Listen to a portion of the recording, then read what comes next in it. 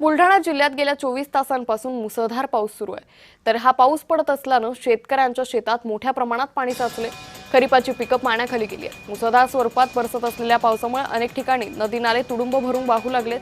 अनेक ठिकाणी अतिवृष्टीची शक्यता वर्तवली आहे। शेतात पाणी साचले असल्यानं पिकांचं नुकसान होण्याची शक्यता आहे। त्यामुळे शेतकऱ्यांची चिंता पुन्हा एकदा वाढली आहे। याचाच आढावा घेतलाय आमचे प्रतिनिधी प्रफुल्ल खंडारे यांनी।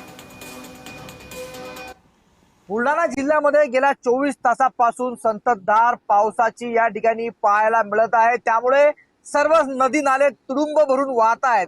नदी नालेच काय तर शेतकऱ्यांच्या शेतामध्ये देखील मोठ्या प्रमाणावर पाणी साचलंय। मी अशाच एका शेतामध्ये आलो आणि या शेतामध्ये या ठिकाणी सोयाबीनची लागवड जी आहे शेतकऱ्याने केली आहे। मोठ्या हिमतीनं शेतकऱ्यांनी आपल्या शेतामध्ये ही लागवड केली आहे।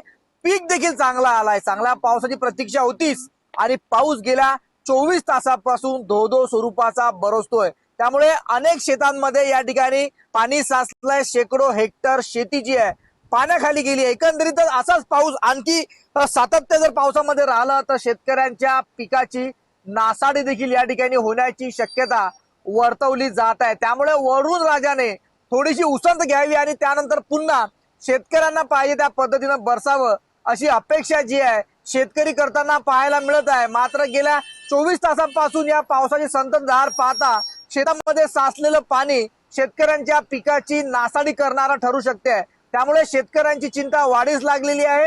तातडीनं प्रशासनाकडून देखील या संपूर्ण प्रकरणावर हालचाली केल्या पाहिजेत।